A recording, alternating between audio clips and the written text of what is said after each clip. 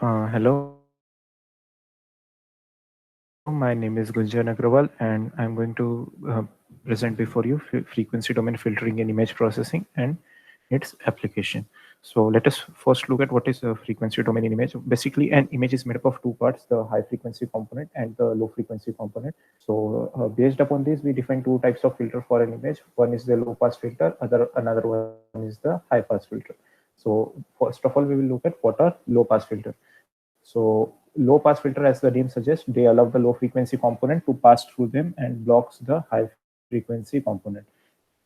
So the high frequency component in an image can be due to the two reasons. It can be either the noise, which can be added deliberately, or the noise may come from an external environment, or the high frequency component in an image could be the edges of the various components in an image. So the applications of low pass filters include blurring, smoothing, and denoising of image. There, the low pass filter we can manually write algorithms for low pass filter using NumPy and Python, but there are many internal implementation available in OpenCV, and in those implementation we just need to pass the size of kernel.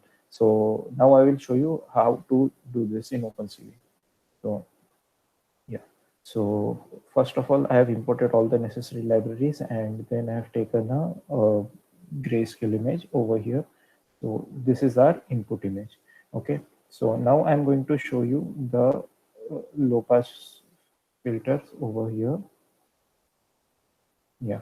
So first of all, what I'm doing is I'm deliberately adding a Gaussian noise to an image. So over here, I have written a function which can add various types of noises such as Gaussian, Poisson, speckle, etc. So here, for example, I've taken the addition of Gaussian noise over here. So in the input image, I've added Gaussian noise by passing this Gauss parameter to the above function. And this is the image obtained after adding Gaussian noise to the image. So now we will look at the various types of low pass filter. So here I have taken four types of low pass filter. One is the three types of low pass filter. One is the box filter. Second one is the blur filter, and third one is the Gaussian blur filter. So this is the this is the ready-made implementation of box filter available in OpenCV, and this 53,53 is the size of kernel pass which we pass as a input parameter. So like these are these are the various types of kernel, and I'll show you how the output varies as per the size of kernel.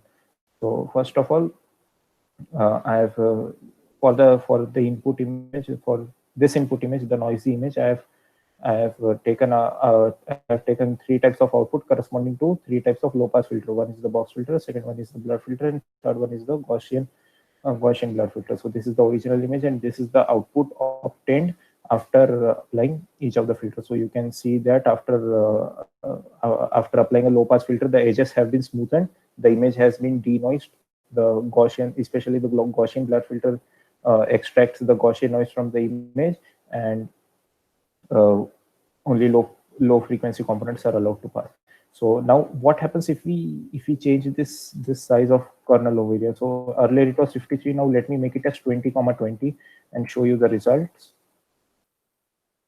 So I'll run this code.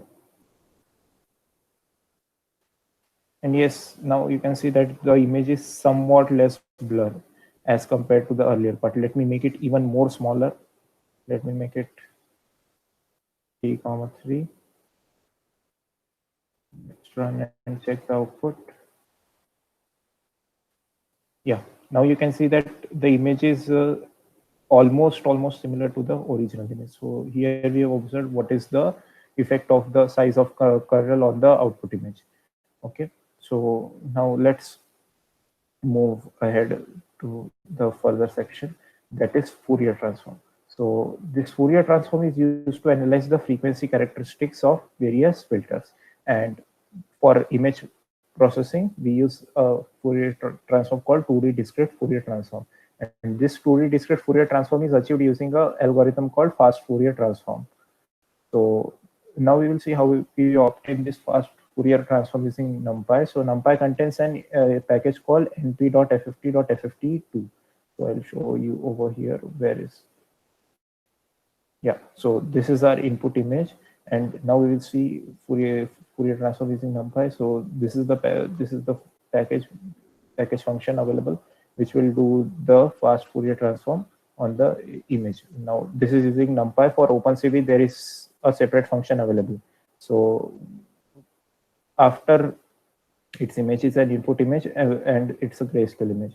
So after processing, the output which we get, there the zero frequency component, they lie on the top left corner. Okay, so this is the output which we got after this np.fft.fft2. But then we need to bring it to the center so that we could observe it in a better way. So for bringing it to the center, we need to shift this result by n by 2 on both sides. After that, we obtain the zero frequency component in the center, and we don't need to shift it manually. It can be achieved using this function called np.fft.fft shift. So yes, so earlier the zero components were lying on the corner, but now they are lying in the center. And this white region in the center, it means that the image contains some low frequency components over there. So after this shifting, we obtained the magnitude spectrum, which I showed you just now. And then the white region at the center shows that there is low frequency component over here. So now this was the part of low pass filter. So now we will show what is high pass filtering and what is inverse discrete Fourier transform. So basically, in the low pass filter, we saw that it allows the low frequency components to pass through the filter. And now in case of high pass filtering, as the name suggests, it will allow the high frequency components to pass through it, and it will block the low frequency components. So here what we have taken is that we have taken a rectangular window of 60 cross 60, and using that we are removing the low frequency. Yeah, so this is the code for that. And what we are doing is that we are finding the inverse fast Fourier transform using np-ifft2 function. So here you can see that np-ifft2 function, we have find the inverse Fourier transform. And in the low, as I showed you earlier, for the low pass filter, we were smoothing the edges, we were blurring the images.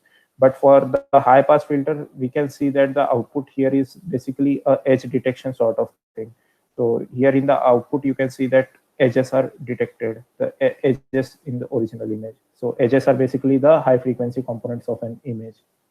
So the output of this np-ifft2 function is basically a complex number. So, but we can take its absolute magnitude value. And as I showed you, high pass filtering is useful for edge detection or marking out the edges in that. So that's all for this assignment. And one more thing I will show you is here I showed you the low pass filtering and high pass filtering using NumPy. The same implementation is available for OpenCV. It's just the function change over here. So in NumPy, the function where FFT, IFFT, and it where FFT and FFT shift. So no need to do that much for OpenCV. For OpenCV, there is a function directly available called CV. This one, CV.dft for discrete Fourier transform.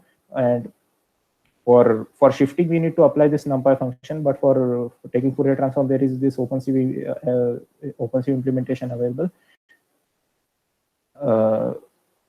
for that. And similarly, this is the OpenCV implementation for low pass filter. So earlier, which we saw, was using NumPy, and this one is using OpenCV. So you can see that again, the low pass filter, it's smoothing out the edges and it's blurring the images. So this is the OpenCV implementation. So here you see that we have not used any NumPy function, but we have used this inverse discrete Fourier transform, which is available for OpenCV. Okay, so that's all for this video. Thank you so much. Thank you for patiently listening. Thank you.